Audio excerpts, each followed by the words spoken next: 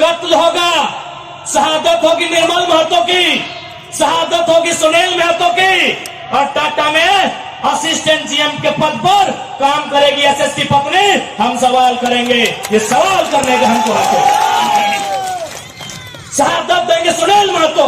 आज उनकी विधवा मां रो रही है, आर्थिक दंड स्थिति का सामना कर रही है, और एसएसपी की बीबी या फ्री फोकट में जनरल मैनेजर पद पे काम करेगी।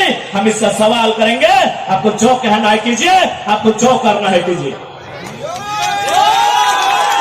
अरे कब तक करेंगे कोल्हानवासी? कब तक करेंगे? कब तक इनकी गुलामी सहेंगे? अरे जिनके हमारे बाप दादाओं की जमीनों पर टाटा जमशेदपुर खड़ा है, हमारी बाप दादा की जमीन पे उसामा सिंह खड़ा है, हमारी बाप दादा की जमीन पे किसको खड़ा है, इस बात को जहन में याद रखिएगा कोल्हानवासियों। आज कोल्हांचल से ये टाइगर ये संदेश लेके आया है कि अब हमें डरने की नहीं, अरे मरना पड़े तो मर जाइए, लेकिन आने वाली पीढ़ी के भविष्य के लिए आज हमें इस लड़ाई को लड़ना होगा। मैं लोकतंत्र के चौथे स्तंभ के माध्यम से मैं सवाल करूंगा टाटा मैनेजमेंट से कि ललित दास कौन है? Who is Lalit Das? What is his ability? उसकी योग्यता क्या है? कौन है ललित दास? उसकी योग्यता क्या है? कितना तक पढ़ा है कि आज सीएसआर को संभालेगा, आज IL6 में नौकरी करेगा, सारा चीज का गांव गजुआ, एक नहीं 18 गांव टाटा की योजना है, और छत्तीसगढ़ का रघुवर दास जी का बेटा ललित दास यहाँ IL6 में नौकरी करेगा, सीएसआर को संभालेगा। हम सवाल करेंगे,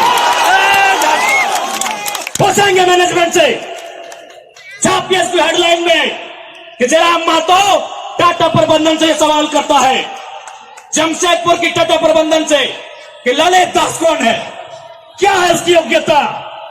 बाहर बादशाह मजाक बना के रख दी है, कत्ल होगा हमारा, लहू बहेगा हमारा, हमारी लहू से स्वर्णरेखा की नदी लाल होगी, हमारी लहू से दामोदर की नदी लाल होगी, और ललित दास माला माल होगा। हम सवाल भी करेंगे और बवाल भी करेंगे, इस बात को लिख लीजिए। आइए सामने टाटा के प्रबंधन, और हमें उत्तर दीजिए कि ललित दास कौन है, क्या है उसकी योग्यता। पूर्व मुख्यमंत्री का बेटा होना योग्यता है, या वर्तमान राज्यपाल का बेटा होना योग्यता है? क्या यह योग्यता कहा जाएगा भारत एक संवैधानिक राष्ट्र है? क्या बाप के दौड़ने के बदले बेटा दौड़ोगा बनेगा? बाप के दौड़ से बेटा दौड़ोगा बनेगा? बाप एग्जाम पास करेगा, बेटा टीचर बनेगा?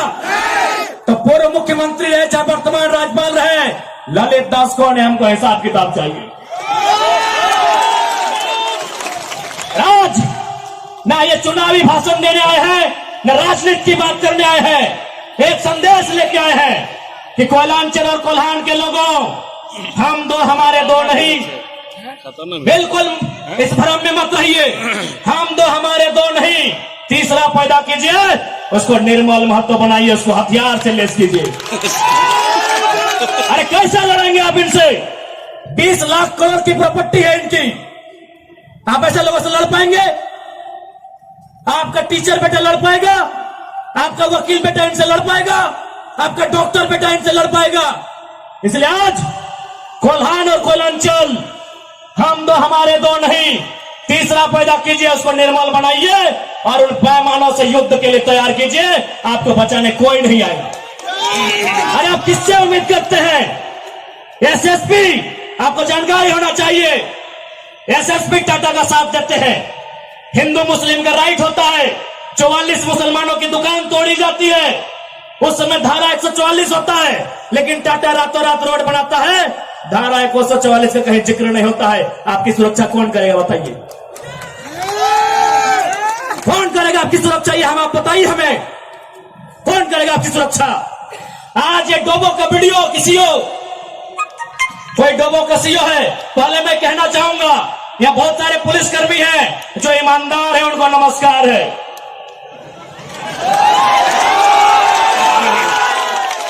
आईएएस रहे चाहे आईपीएस रहे, जो ईमानदार है उनको नमस्कार है। अगर कंपनी में भी ईमानदार लोग हैं तो ईमानदार उनको नमस्कार है।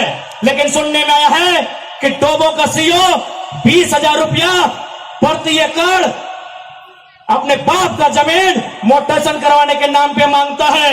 ऐसे सीईओ को जो डोबो का सुनने में आया है उसको तो हम होने में लेकर डुबा दीजिए। इस बात को हम चिन्ह ठोकते करेंगे। उसका बाप का जमीन है क्या? 20,000 नहीं, 20 पैसा नहीं मिलेगा, 20 पैसा नहीं मिलेगा। वीडियो का बाप का जमीन है, सीईओ का बाप का जमीन है क्या? लेकिन आपके बाप का दादा का यह जमीन है। ये 4,000 साल से हम यह खेती बाड़ी करते हैं, ये हमारा प्रमाण है। अरे अब तो दुनिया के वैज्ञानिक मान रहे हैं कि सबसे पहला इंसान सिंहभूम से निकला था। आप गर्व कीजिए अपने इतिहास पर, आप गर्व कीजिए अपने इतिहास पर। ये हम नहीं कह रहे हैं, ये दुनिया की रिसर्च की टीम कह रही है कि जब दुनिया जल में था और जल से जो मिट्टी का कण पहले बाहर आया था वह सिंहभूम का इलाका था। ये दुनिया की रिसर्च टीम कह रही है। यानी ये जमीन हमारी है, ये भूमि हमारी है। और आज यहां हम बेगाने बन के बैठे हैं, आज यहां हम दर बदर की ठोकरें खा रहे हैं। आज हमारे यहां कत्ल किया जा रहा है और एकदम साल दर साल किया जा रहा है। 77 में, 87 में, 97 में, 7 में एकदम कंटिन्यूली हमारा कत्ल किया जा रहा है। और आज हम हाथ धर के बैठे हैं। आज हम कहना चाहेंगे, आज बिल्कुल अगर हम होते निर्मल दा के समय, यदि हम होते सुनील दा के समय, कसम से आंख से आंसू नहीं बहाते, कसम से आंख से आंसू नहीं बहाते। उनकी मौत के साथ साथ और 100 लोगों को मरने के लिए तैयार करते हैं और आंख से आंसू नहीं, उनको नदी में बहाते हैं जो उनकी मौत का कारण बने थे। हमने आंख से आंसू बहाया, हमने अनाथों जैसा अनुभव किया कि हमारे लीडर चले गए। अब रोने का समय नहीं है, अब बिलखने का समय नहीं है, इंतकाम का समय है। क्योंकि आने वाला 20 साल बाद आने वाली पीढ़ी ना वो निर्मल दा को पढ़ने का समय जुटा पाएगी, ना वो बिरसा मुंडा को पढ़ने का समय जुटा पाएगी, ना वो शेख भिखारी को पढ़ने का समय जुटा पाएगी। आने वाली पीढ़ी सवाल भी नहीं कर पाएगी। इसलिए आज आपको अपने हर एक घर से, हर एक परिवार से एक एक औलाद को, चाहे बेटा या बेटी रहे, एक एक औलाद को फौलाद बनाना होगा। ये आज मैं कोल्हान वासियों को कहना चाहूंगा।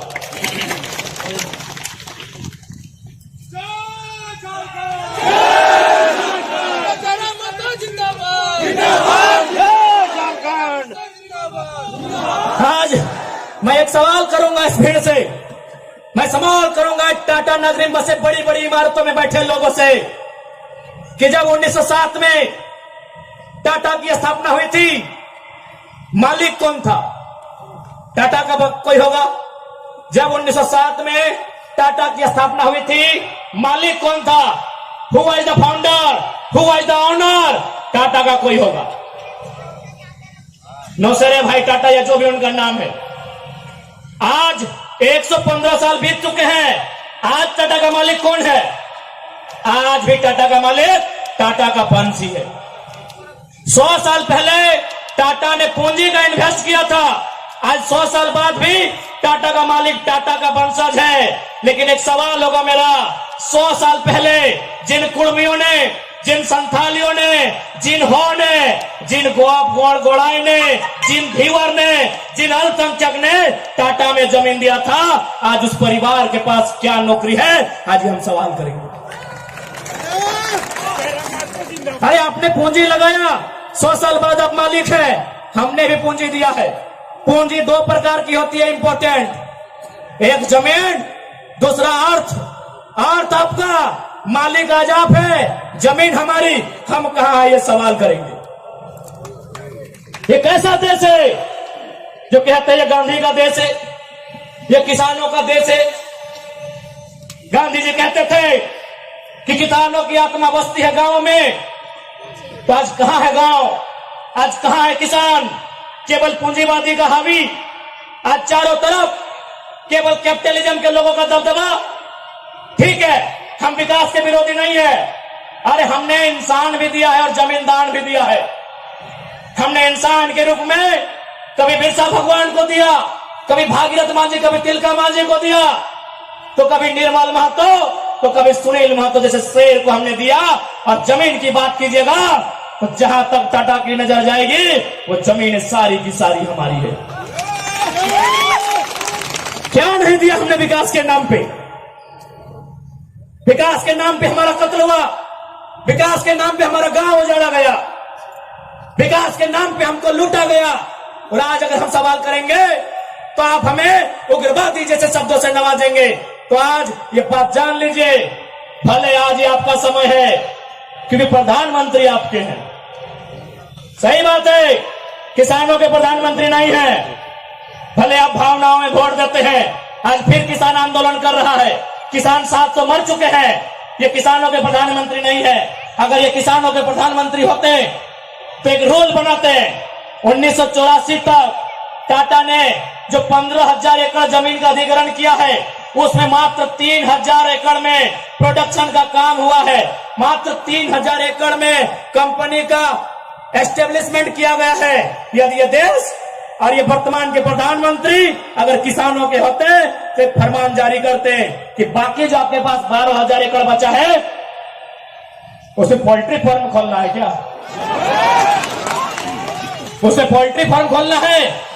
जी नहीं, रियल एस्टेट को बेचना है। हमारी जमीनें टाटा डिसाइड करेंगे रियल एस्टेट को बेचना है।